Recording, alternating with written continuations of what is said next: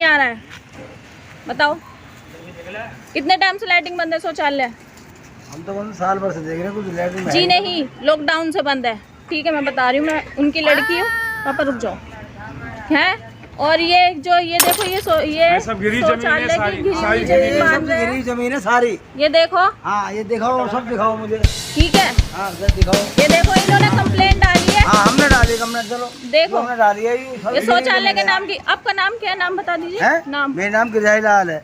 गिरधारी लाल। कहाँ से हो? यहीं जटवाड़े से हूँ मैं। जटवाड़े से हो? हाँ जी, आप कहाँ से हो? जटवाड़े से ही है सब। नाम बता दीजिए। जब जटवाड़े, मेरा करतार सिंह नाम है। जटवाड़े से हैं सब। ये लैटरिन की जमीन है सारी, सब घेरे हम तो लैटरिन कर रहे हैं। ये लैटरिन की जमीन बोल रहे हैं। ठीक है, ये लैटरिन करते हैं इस घर में। ये 2 साल से लैटरिन कर रहे हैं। देखो ये घर बन रहा है और ये घर बहुत टाइम से बन रहा है। इसमें ये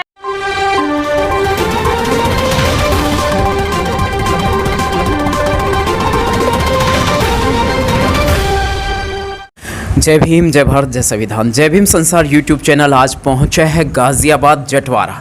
यहाँ पर एक त्रासदी हुई है। जैसा कि आम बात है मनुवादियों के लिए, हमारे समाज को टारगेट करना, हमारे व्यक्ति विशेष को टारगेट करना और उस पर जाति संबंधित जुल्मों को अंजाम देना, चाहे वो गरीब हो, अमीर हो या किसी भी हालात में हो, बहन हो, बेटी हो, गोदी का बच्चा हो, 90 साल का बुजुर्ग हो। मनुवादी कभी बाज नहीं आते। हमेशा कोई ना कोई ड्रामा इनका एट्रोसिटी के रूप में, जातिवाद के रूप में, एक नए रूप में हर बार सामने आता है। और इस बार भी कुछ ऐसी ही त्रासदी हुई है। हमारे सामने पीड़ित शख्स बैठे हैं जिन्होंने कर्जा लेकर ये ज़रूरत करी मनुवादियों के खिलाफ जाकर। उन्होंने अपना मकान अपने पॉकेट के पैसे से, अपनी मेहनत के पैसे से, ब्याज के पैसे से अपना ये पुश्तैनी मकान बनाने की हिम्मत करी, तो इसकी सज़ा इनको जल्दी ही दे दी गई। बात करेंगे, पूरी जानकारी लेंगे कि आखिर क्या मामला है। पहले मैं आपका नाम जानना चाहूँगा। सर मेरा नाम अमरपाल है। जी अमरपाल जी, क्या मामला हुआ, कैसे घटित हुआ? सर एक्चुअल में क्या था, मैं अपना मकान बना रहा था। मेरे जो ये संपत्ति है, मेरे पिताजी, मेरे दादा परदादा की ये संपत्ति है हमारे। पुश्तैनी ज़मीन है जिसमें हमारे पास कागज़ वगैरह भी मतलब सारे कागज़ अवेलेबल है। सारे कागजात जी जी जी जी।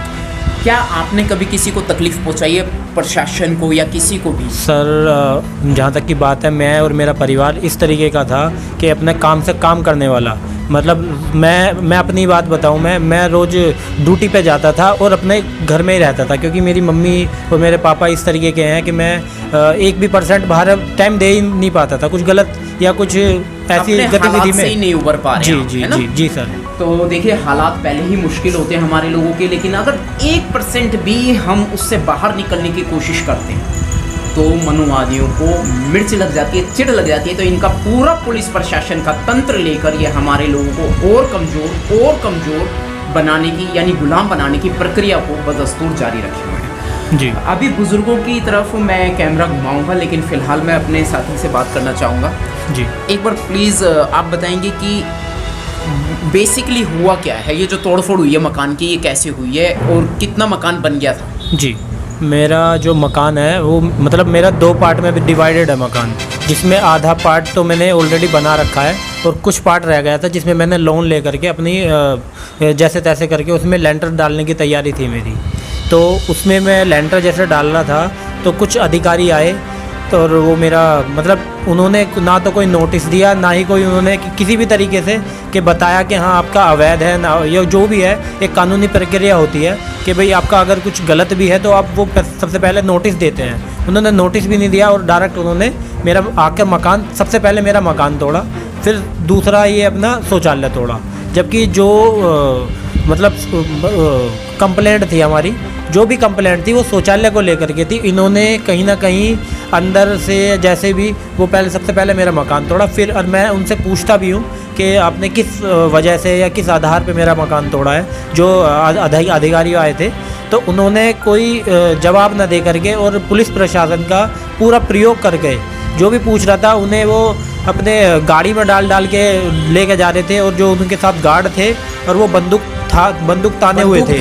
हाँ, बंदूक ताने हुए थे, बंदूकधारी के रूप में थे। जी, कुछ पुलिसकर्मी थे और कुछ अपने सिक्योरिटी गार्ड वगैरह थे, उन्हीं के जो टीम आए थे। नगर मकान निगम तोड़ने वाले आए थे, नगर निगम के तोड़-फोड़े, जी। के वो भी बंदूकधारी थे? जी जी, सब ने मतलब बड़ी बड़ी बंदूक ले रखी थी। मैं ये नहीं कहूँगा, पिस्तौल से भी बड़ी बड़ी बंदूक थी उनके पास। चलो जो भी थे हथियारशुदा थे, उनसे गोली चलने का भय था। जी जी जी, ठीक है। आपका परिवार उस समय पूर्णतः भयग्रस्त हो गया होगा, अचानक ये हमला हुआ जी था जी आपके जी ऊपर। सर, मैं क्या ही बताऊं, मेरी मम्मी तो मतलब ना जाने हमने कैसे कैसे अपनी मम्मी को निकाला Paralyzed है है। patient, मेरी मम्मी, parents। हाँ, मेरी मम्मी जो है पैरालाइसिस है। मैंने अपनी मम्मी को, मेरी सिस्टर ने मेरी अपनी, पता ना किस तरीके से, किस हालात में निकाला है। मैं कैमरा जरा घुमाता हूँ, परिवार की दशा दिखा दूँ। ये हमारे बुजुर्ग बैठे हुए हैं, इनके अमरपाल जी के फादर हैं जी। और ये सामने जो है ये माता जी हैं। माता जी को देख रहे हैं आप किस हालात में हैं। अभी मैं थोड़ा दोबारा फिर उस तरफ जाऊंगा और परिवार के हालात भी दिखाऊंगा और जो तोड़ फोड़ की गई है वो हालात को भी दिखाता हूँ। तो मैं सिर्फ इतना जानना चाहता हूँ किस तरह का आपको महसूस हो रहा है। ये तो मेरी शब्दावली थी, आपका क्या लगता है कि आपके साथ ये जो जुल्म हुआ है ये कैसे हुआ है, क्यों किया गया, कुछ अंदाज है? सर, ये हमारा जो जिस तरीके से क्या है, ये षड्यंत्र है। कोई ना कोई सब अधिकारी जो भी थे, सब कहीं ना कहीं मिले हुए हैं। जो वह बात खुल के बताएं जो इस पे आपने षड्यंत्र जैसे शब्द का इस्तेमाल किया सर, ताकि सरकार को और भारतीय आवाम को ये सही और सटीक जानकारी मिल सके। जी, मैं षड्यंत्र शब्द का इसलिए यूज कर रहा हूँ क्योंकि सबसे पहले मैंने अगर मेरा मकान तोड़ा तो किसी भी तरीके से उन्हें मुझे नोटिस देना चाहिए था सबसे पहले। ठीक है, उन्होंने नोटिस नहीं दिया। दूसरा नंबर, अगर मेरा मकान टूट गया, मैं जो अधिकारी था, नगर निगम का अधिकारी विक्रमादित्य सिंह मलिक, जो कि अपने IAS ऑफिसर हैं, नगर निगम में बैठते हैं, उच्च पद पे हैं, तो मैं उनसे मिलने गया था। मैं उनसे पूछा कि सर मेरा मकान टूटा है, किस बेस पे आपने मेरा मकान तोड़ा है, मेरा मकान तोड़ने का कारण बताइए। तो उन्होंने साफ साफ बोला कि आपका मकान टूटा है, मेरे तो संज्ञान में ही नहीं है। तो मतलब इतना इतनी बड़ी वारदात हो जाती है जी। और वो यहाँ के कुछ अधिकारी लगते हैं, उच्च अधिकारी हैं, कुछ हाँ आप बता रहे थे, हाँ, IAS ऑफिसर हैं, नगर आयुक्त सर विक्रमादित्य सर। तो हम मिलने गए थे उनसे कि सर आप मुझे बताइए कि किस आधार पे आपने मेरा मकान तोड़ा है। तो इन्होंने ये बोला कि मेरे तो संज्ञान में ही नहीं है, आपका मकान भी टूटा है। मैंने तो शौचालय तोड़ने के लिए भेजा था। मतलब जो अधिकारी आए थे वो कहीं ना कहीं घूस खा करके या किसी तरीके से वो उन्होंने मेरा मतलब पुश्तैनी मकान तोड़ा उन्होंने। मैं आपको एक वीडियो दिखाऊंगी। जी हाँ, अभी वो वीडियो क्लिप भी दिखाएंगे जी। लेकिन अच्छा, जो आपने कहा षड्यंत्र, जी, किन किन लोगों का हाथ इसमें आपको नजर आता है? कुछ सर, जी जी, तो मतलब ये था सर कि मतलब उन्होंने कोई जवाब नहीं दिया। और मैं अगले दिन जाता हूँ, जो कि व्यक्ति मिलते हैं वहाँ पर, भोलानाथ अधिकारी हैं संपत्ति विभाग के। तो मैं उनसे जाके मिलता हूँ, उनसे पूछता हूँ सर आपने मेरा मकान तोड़ा है। वे भी आए थे मौके पे मेरा मकान तोड़ने के लिए। जो कि मैं उनसे पूछता हूँ तो उन्होंने बड़ी ही गलत तरीके से मुझे भगाने की कोशिश करी और बोला, तिरस्कार किया शब्दों में तिरस्कार किया उन्होंने। और क्या मुझसे शब्द थे उनके? वो कह रहे थे उनका भाग जा वरना तो ये पुलिस से जब बंद करवा दूंगा। आप बेझिझक बताइए, टेंशन न लीजिए। ये मनुवादी मीडिया के खिलाफ, मनुवादी तंत्र के खिलाफ जय भीम संसार यूट्यूब चैनल काम करता है। फ्रीलांस मीडिया एग्जीक्यूटिव नंदकिशोर बौद्ध आपके इस सारे दर्द भरी दास्तान को स्क्रीन पर दिखाने के लिए हम पहुंचा है। जी बताइए। जी, तो उन्होंने जो उन्होंने खुले शब्दों में आपका अपमान किया है, डराया है, दहशत बैठाई है, जी, वह सारा स्पष्ट। तो उन्होंने ये बोला कि अगर तू नहीं जाएगा या तू किसी भी तरीके की कानून कार्यवाही भी करेगा ना, तो तुझे मैं मरवा दूंगा या मैं तुझे पुलिस वालों से पकड़वा दूंगा। इस तरीके के वर्ड यूज करें। इस व्यक्ति का पीड़ित व्यक्ति का एक एक शब्द सच्चा है तो सीधे जान से मारने की धमकी दी गई है, जिस पर अगर मैं या मेरा ये भाई या मेरे समाज का कोई भी शख्स मनुवादियों को अगर ये एक लाइन बोल दे तो उसके खिलाफ धमकी का मुकदमा कुछ ही सेकंड्स में दर्ज हो जाएगा। जी है। तो मैं इसी समस्या को लेकर के पुलिस थाने में भी गया, मैंने काफ़ी जगह एप्लीकेशन भी लगाई, तो अभी तक कहीं हमारी कोई भी सुनवाई नहीं है। बस आप लिखित में शिकायत आवेदन लिखित में मैंने किस लेवल पर चले गए शिकायत लेकर? मैंने डिस्ट्रिक्ट मजिस्ट्रेट जी को भी दी है और उनके कुछ अधिकारी भी आए थे, वो भी बस देख करके चले गए हैं। उन्होंने कहीं से कहीं तक, मतलब मैं ये बोलना चाहूँगा कि मैंने मुख्यमंत्री तक को भी एप्लीकेशन दी है, मैंने अपना प्रधानमंत्री को भी एप्लीकेशन दी है, लेकिन वहाँ से अभी तक आज 17-18 दिन हो गए हैं, कुछ भी आज तक अभी तक कुछ मुझे पॉजिटिव रिप्लाई नहीं मिला है। जी, यानी अभी निराशाजनक स्थिति में जी, ये हैं जी। आप। अचानक एक हमला होता है, आपका घर तोड़ दिया जाता है, पुलिस प्रशासन के कुछ लोग आते हैं जी। और वो अपने आप को नगर निगम का कर्मचारी वगैरह बता करके बिना नोटिस के आपका घर तोड़ देते हैं। जी, कोई जी। वारदात, कोई मैटर आपका किसी भी तरह का किसी भी अदालत में तरीके या का नहीं पुलिस है। से नहीं चल रहा पहले से। जी जी जी, हमारा बावजूद इसके। हमारा कोई मतलब अभी चल रहा तक तो भी अधिकार नहीं है। नहीं। जी, तो अभी 27 तारीख को हमारे मकान तोड़ा था। एक सेकंड जी। मैं इस बात पे थोड़ा सा आप अपने मतलब अपने शब्दों में अपने मुंह से ये बात बता दीजिए माइक पर, कैमरा पर, कि इस ये एरिया मोहल्ला कौन सा पड़ता है? ये मोहल्ला जटवाड़ा पड़ता है, वाल्मीकि कॉलोनी है ये। और ये पुराने बस अड्डे के बराबर में नवीन मार्केट है, नवीन मार्केट के जस्ट बराबर में ये पड़ता है। एक इंटर कॉलेज है सिद्धार्थ। हाँ, सिद्धार्थ इंटर कॉलेज। जी 60-70 कदम की दूरी पे जी जी जी है ये। जी तो वाल्मीकि समाज से आप? जी सर, मैं वाल्मीकि समाज कास्ट से हूँ। सर्टिफिकेट ऑलरेडी है? जी सर, जी सर। पूरे खानदान में सबका बना हुआ है? जी सर, जी सर। ठीक है, संभाल के रखिएगा वरना उसके इंटरनल रिकॉर्ड गायब कर देंगे ये मनुवादी लोग। जी जी। हमारा जो पाला पड़ा है वो मनुवादी तंत्र से पड़ा है, यानी जात से संबंधित जुल्म करने वाले लोगों से। खैर, योगी आदित्यनाथ को आप सीएम विंडो पर कंप्लेंट डाल चुके हैं? जी सर, मैंने सीएम विंडो पर भी कंप्लेंट डाली हुई है और मैंने रिटर्न में भी डाली हुई है। मैंने आरटीआई भी लगाई हुई है। में जाकर भी अपनी जी complaint जी जी, है ना? मैंने आरटीआई भी लगाई हुई है कि मेरा मकान क्यों तोड़ा, उसका भी अभी तक मुझे आंसर नहीं मिला है। शायद प्रिंट मीडिया पे भी आ चुका है इस मामले में। हाँ, यहाँ की प्रिंट मीडिया में कौन कौन सी पत्रिकाओं में आया ये है? सर अब अमर उजाला में आ चुका है ये। देखिए, अमर उजाला एक बड़ी पत्रिका है, प्रिंट मीडिया में इस वारदात की खबर ऑलरेडी जा चुकी है। जी तो दलितों पर, हमारे SC/ST समुदाय पर राजनीति करने का शौक भी फरमाते हैं। प्रिंट मीडिया में आगे अच्छी बात है, समर्थन में काउंट होना चाहिए, लेकिन ऐसा नहीं है। दलितों के ऊपर राजनीति के आंकड़े इकट्ठे किए जा रहे हैं। जी, तो उसमें मतलब पहले तो सबसे पहले ये एक समाचार में आया था जिसमें मेरे पापा का नाम भूमाफिया में अभी तक जाहिर किया रखा है उन्होंने। भूमाफिया, जी। जिन शख्स को भूमाफिया कहा है, मैं उनकी तरफ जरा कैमरा दिखाऊंगा और वो किस हालात में हैं, पहले भी मीडिया में दिखाया जा चुका है और आज फिर मैं आपको दिखा रहा हूँ दोबारा से। जी, ये वो शख्स हैं, ये बुजुर्ग शख्स, इनका चेहरा देख लो। और इन्होंने शौचालय में काम किया है कई जी। साल लगातार। जी जी, ये माता जी हैं सामने। हाँ, अब थोड़ा बताइए, पिताजी आपके शौचालय में काम करते रहे हैं जी जी लगातार, जी बिना किसी पारिश्रमिक के? जी जी, मैं बता देता जो हूँ। मेरे पास जानकारी है, उसके अनुसार मैंने बोला, आप बताइए। जी, मेरे पिताजी, मेरे घर के जस्ट बराबर में एक शौचालय है जटवाड़े में, मतलब इसी कॉलोनी में, इसी मेरे मकान के बराबर में एक शौचालय है। शौचालय में मेरे पिताजी लगभग 30-35 साल से काम कर रहे थे, अभी भी कार्यरत थे, लेकिन वो शौचालय लॉकडाउन के बाद से ना ये बंद हो चुका था। रोजी रोटी कैसे चलती थी, परिवार की दाल? सर वो कहीं ना शौचालय में काम करते? उसी शौचालय में काम करते करते मेरे पिताजी ने हमें पढ़ाया लिखाया है, जिस तरीके से कैसे भी हमें आज इस मुकाम पर बैठे हैं हम, कि आपसे बातें भी कर रहे हैं। तो ये एक बात, मेरा एक छोटा सा क्वेश्चन, जो आपने लोन लिया, जी, ये कितने % पे था और ये कहाँ से लिया था? ये मेरा कोटक महिंद्रा बैंक से लोन था, जिसमें मैंने ज़्यादा स्पष्ट नहीं करना, बस ये बताना आपका लोन चल रहा है, आप किस्तें दे रहे थे? जी जी जी, है ना? जी सर। और मतलब जो है कुछ ब्याज जरूर जा रहा होगा? जी जी जी, 11-12% जा रहा है मेरा। बाप रे, 11-12% ब्याज जा रहा है। और उस मकान में, जिस मकान के लिए इन्होंने लोन लिया था, उसको तोड़ा जा चुका है। जो कंस्ट्रक्शन वर्क इन्होंने करवाया था, अमाउंट लगभग मैंने कितना था टोटल? मैंने मेरा और मैंने अपनी सिस्टर का भी लगा करके 6 लाख रुपए का लिया था। 6 लाख रुपए का दोनों बहन भाइयों ने लोन ले रखा था जी। और उस पैसे को मकान में लगाया जी। वो पैसा, मकान तोड़ा जा चुका है, यानी आपका वो पैसा लगभग जीरो हो गया और आप ब्याज देंगे, पैसा भी चुकाना पड़ेगा। जी जी जी, ठीक है जी सर। तो तमाम किस्म के जुल्म होते हैं। मैं उम्मीद करता हूँ, बेशक आप उच्च कुल से मानते हैं ना अपने आपको, मनुस्मृति का पालन करते हैं हमारे लोगों के ऊपर। मैं ये कह रहा हूँ, आप सत्ता में बैठे हुए हैं, योगी आदित्यनाथ, आप इस बात पे ध्यान दें।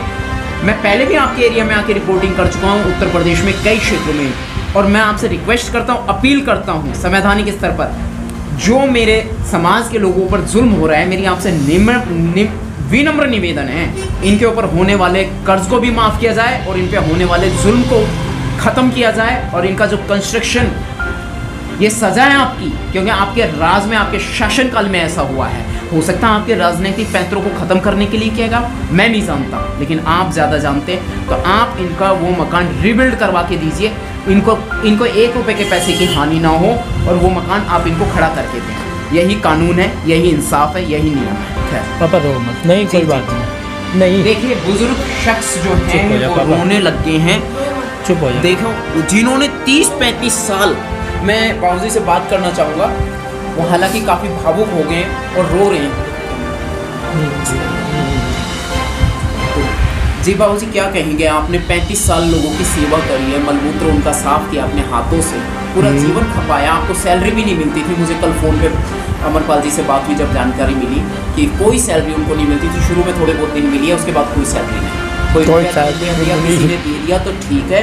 और ये वो गरीब इंसान है जिसने समाज सेवा की और उसको इसका क्या पुरस्कार मिला है। मैं भारत की सरकार से अपील करता हूँ, निवेदन करता हूँ पूरे भारतीय समाज के साथ। कोई बात बाबूजी आप अपने शब्दों में क्या कहेंगे सरकार से? चुप हो जाओ। कुछ नहीं कह सकते। कुछ नहीं कह सकते, गरीब इंसान।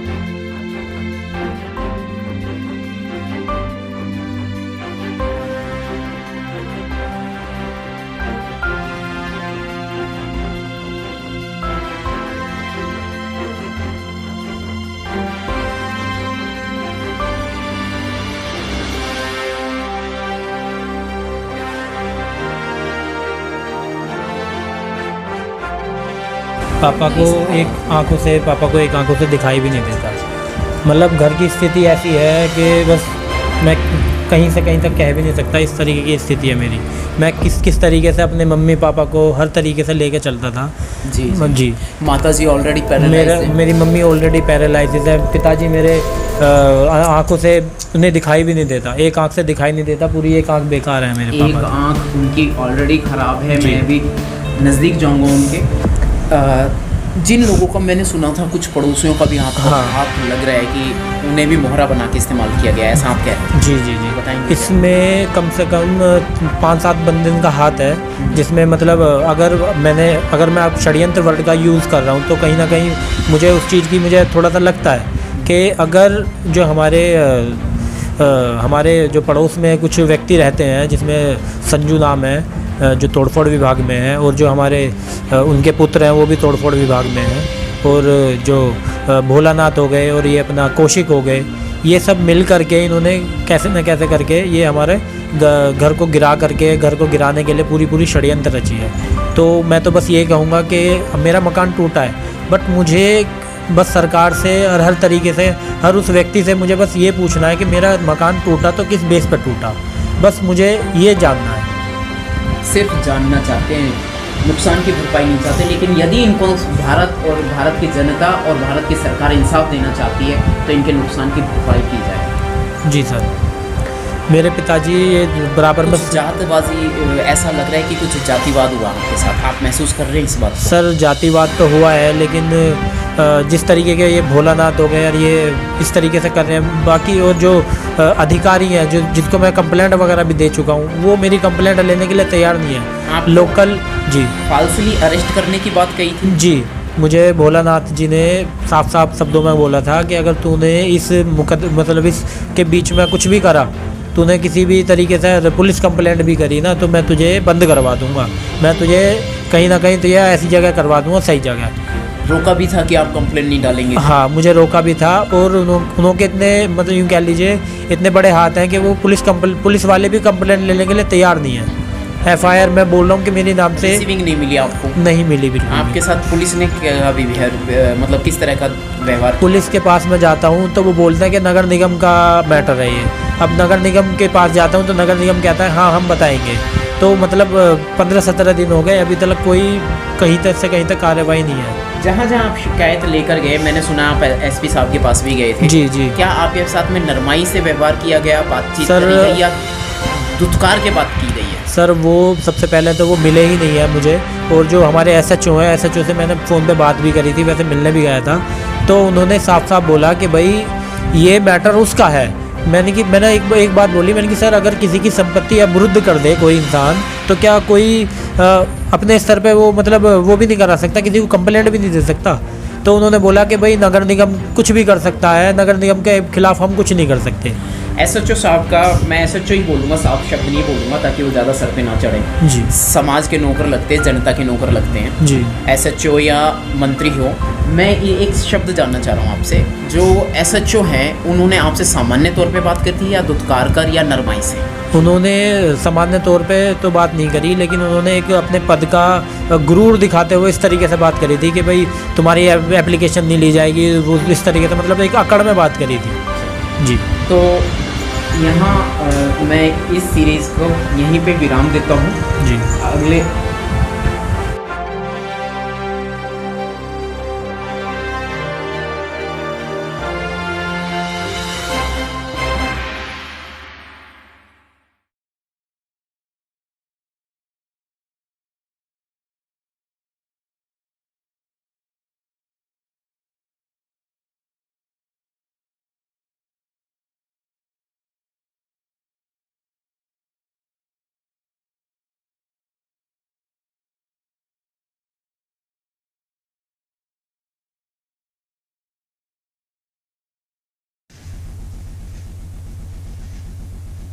महायोजक चिन्ह lord.in हिंदी के मुताबिक धारा 195 कहती है कि यदि झूठी गवाही या साक्ष्य देते समय व्यक्ति को पता था कि इसके कारण आजीवन कारावास या 7 साल से अधिक के कारावास की सजा दी जा सकती है, तो झूठी सबूत देने वाले व्यक्ति को भी समान सजा दी जा सकती है। धारा 195 कहती है यदि झूठी गवाही या साक्ष्य देते समय व्यक्ति को पता था कि इसके कारण आजीवन कारावास या 7 साल से अधिक